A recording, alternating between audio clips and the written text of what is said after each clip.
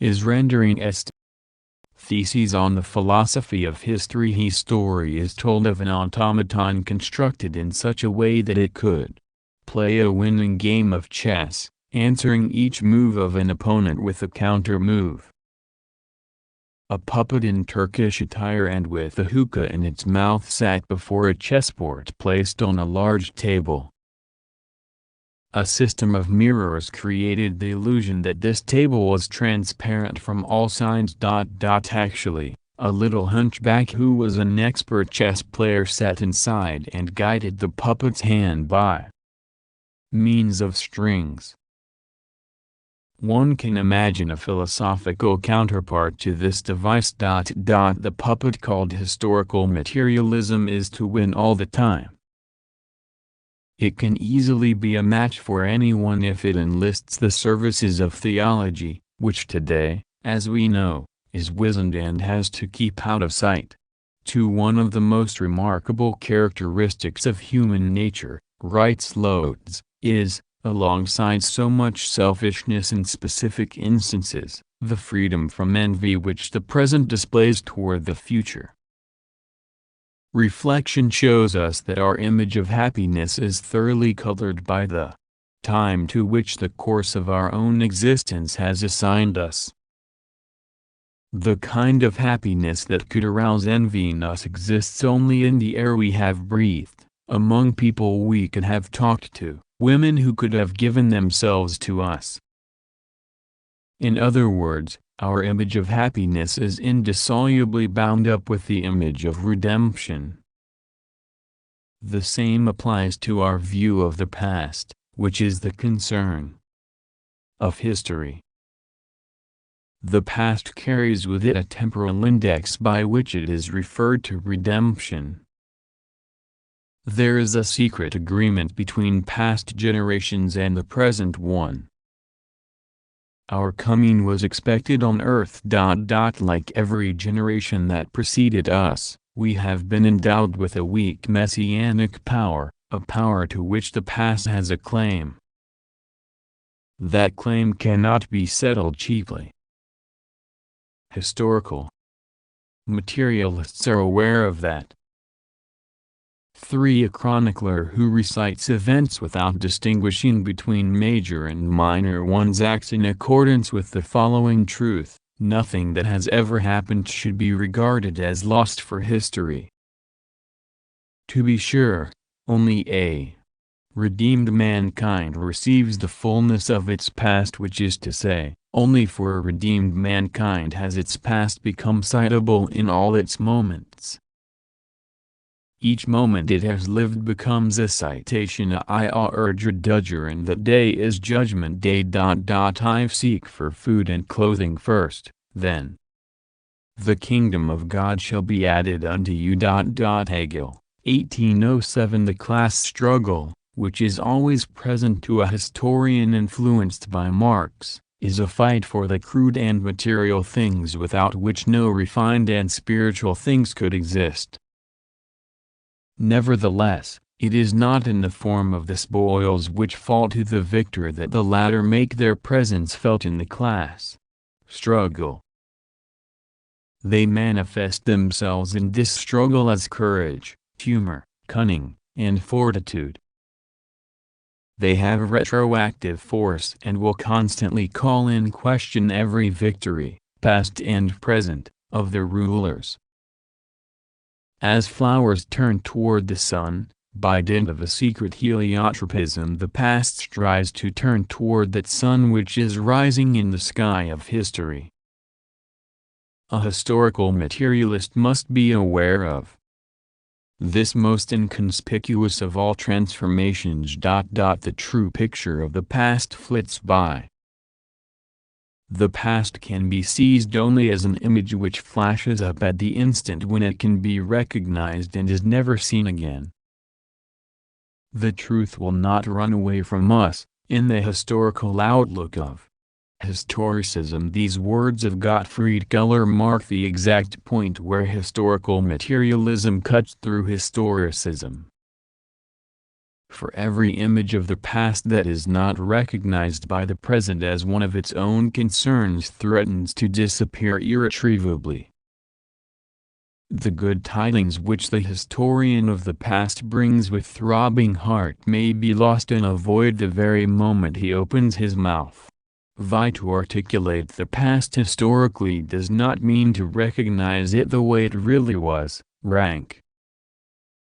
It means to seize hold of the memory as it flashes up at a moment of danger.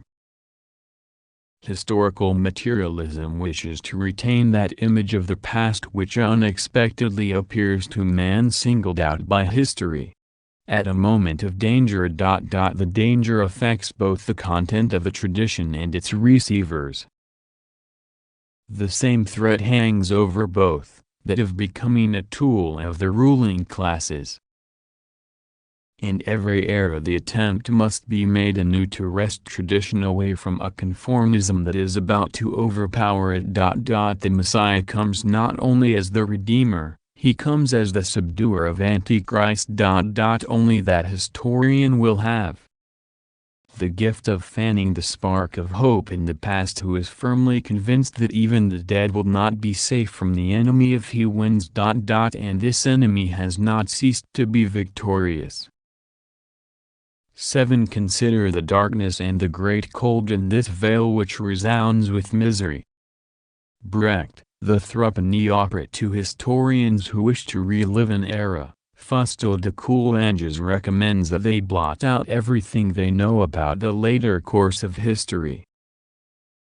There is no better way of characterizing the method with which historical materialism has broken. It is a process of empathy whose origin is the indolence of the heart. Acedia, which despairs of grasping and holding the genuine historical image as it flares up briefly.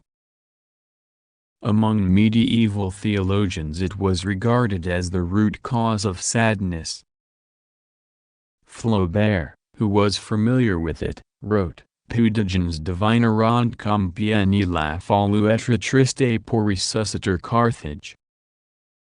The nature of this sadness stands out more clearly if one asks with whom the adherents of historicism actually empathize.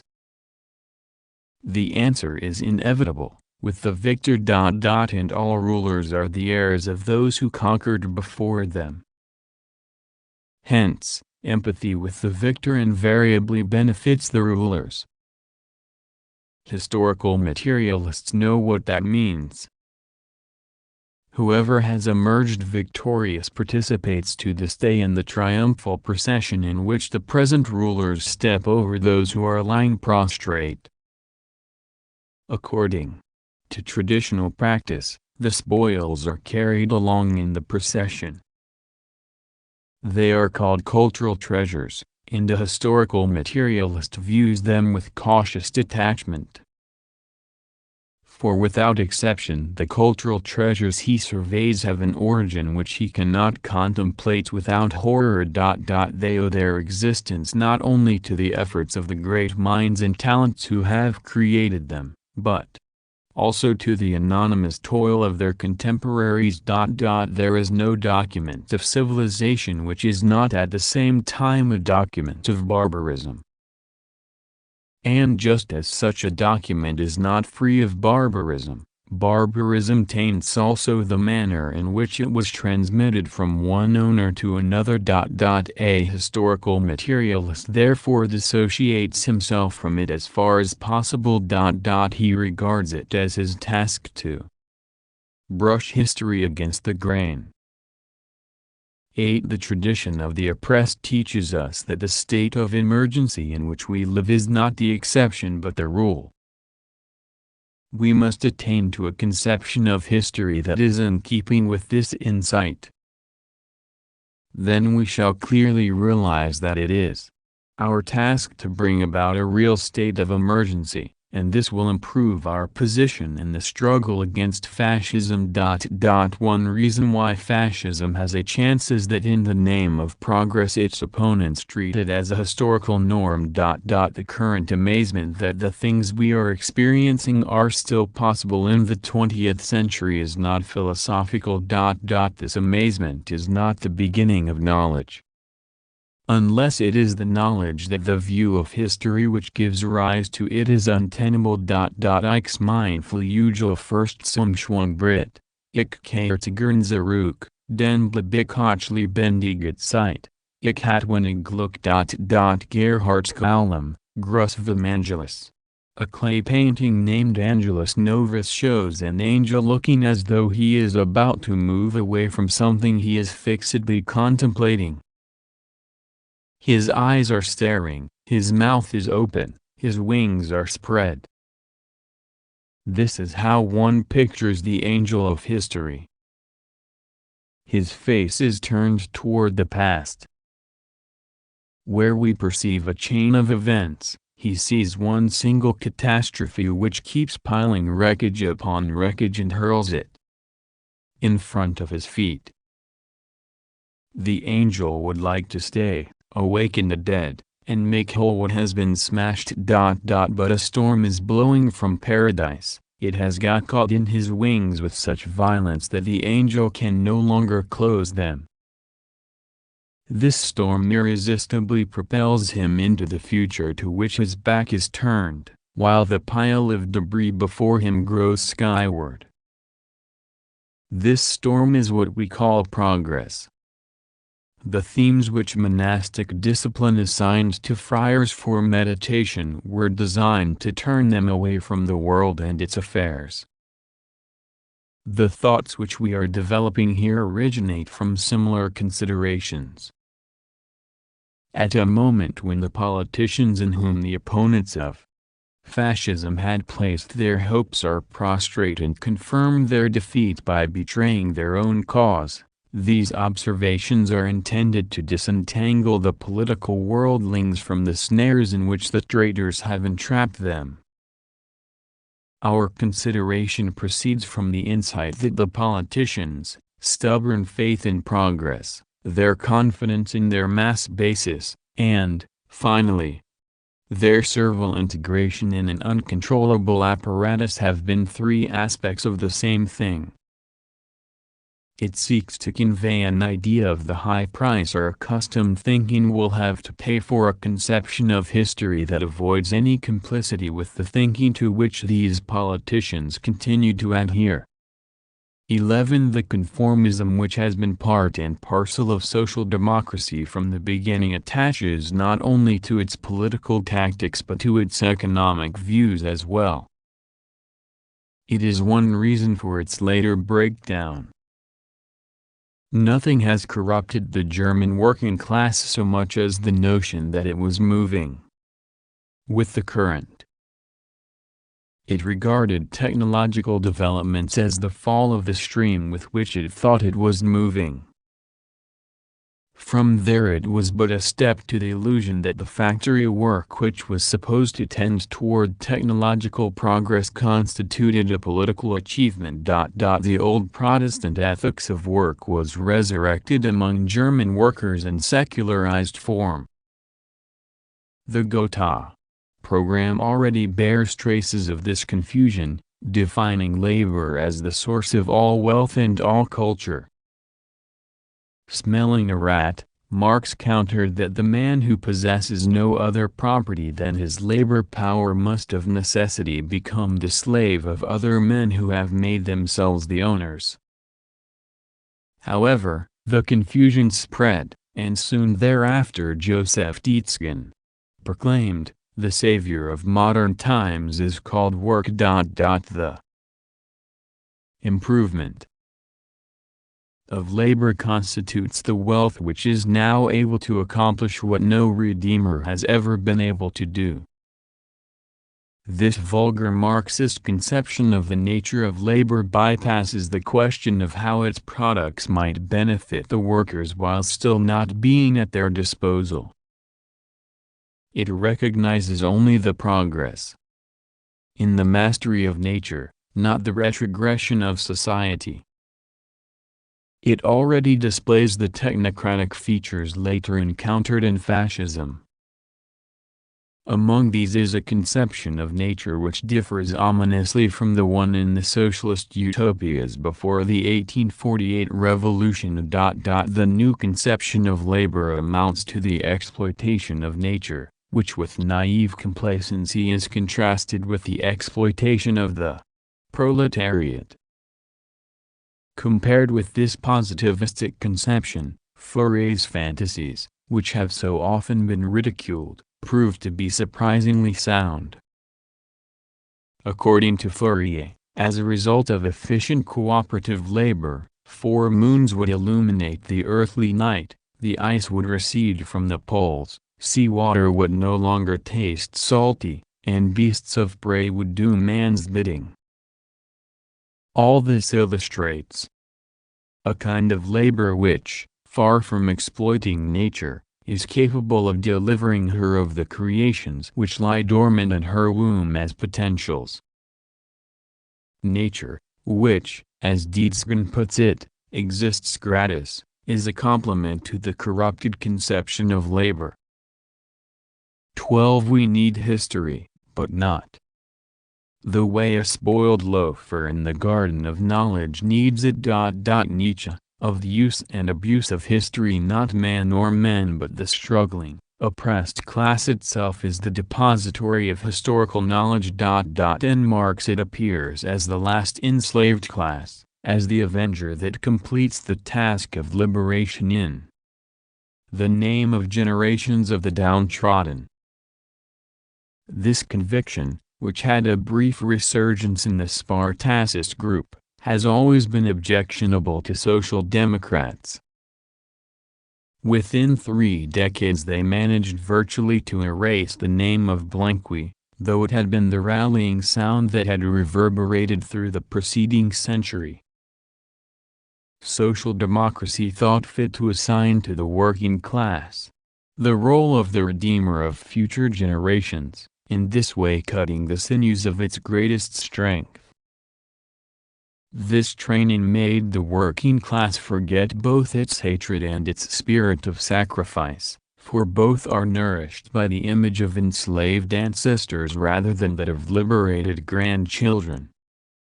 13. Every day our cause becomes clearer and people get smarter. Wilhelm Dietzgen, Die Religion der Sozialdemokratie. Social democratic theory, and even more its practice, have been formed by a conception of progress which did not adhere to reality but made dogmatic claims. Progress as pictured in the minds of Social Democrats was, first of all, the progress of mankind itself, and not just advances in men's ability and knowledge. Secondly, it was something boundless, in keeping with the infinite perfectibility of mankind.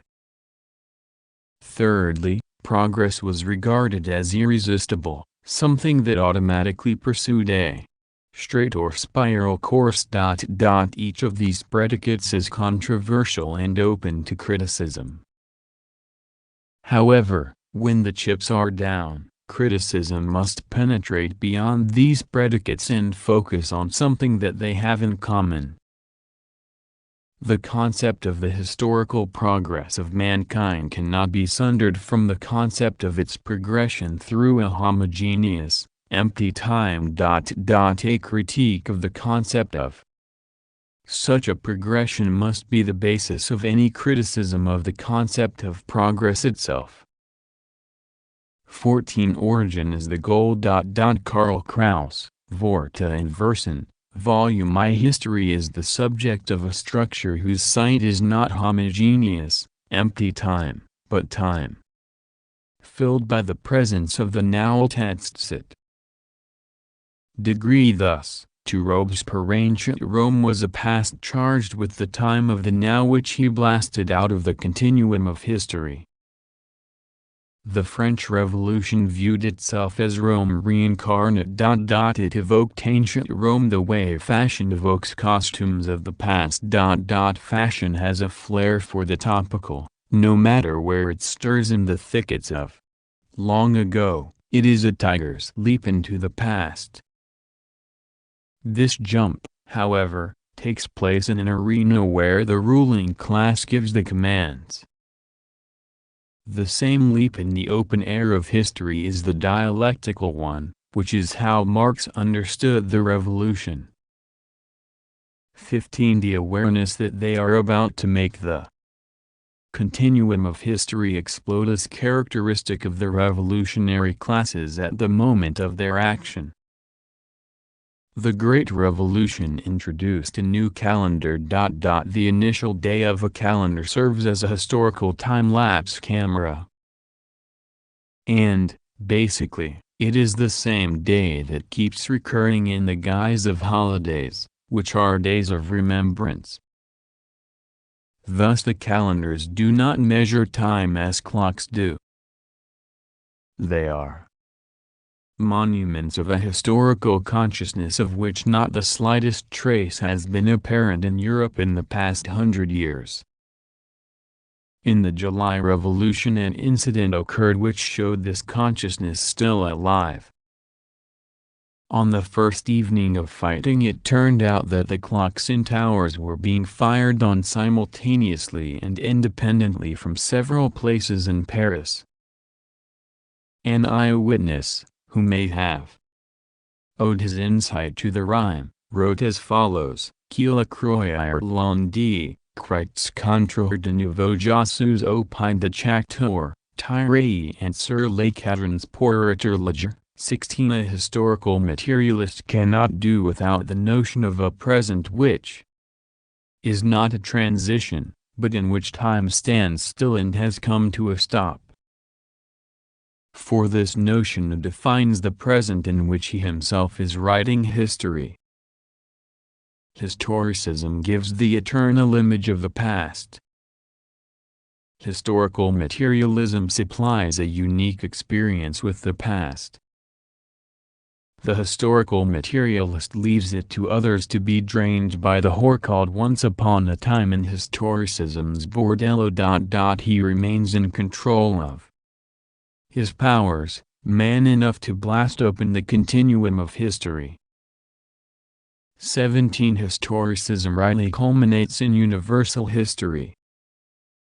Materialistic historiography differs from it as to method more clearly than from any other kind. Universal history has no theoretical armature. Its method is additive. It musters a mass of data to fill the homogeneous, empty time. Materialistic historiography, on the other hand, is based on a constructive principle. Thinking involves not only the flow of thoughts, but their rest as well. Where thinking suddenly stops in a configuration pregnant with tensions, it gives that configuration a shock, by which it crystallizes into a monad. A historical materialist approaches a historical subject only where he encounters it as a monad.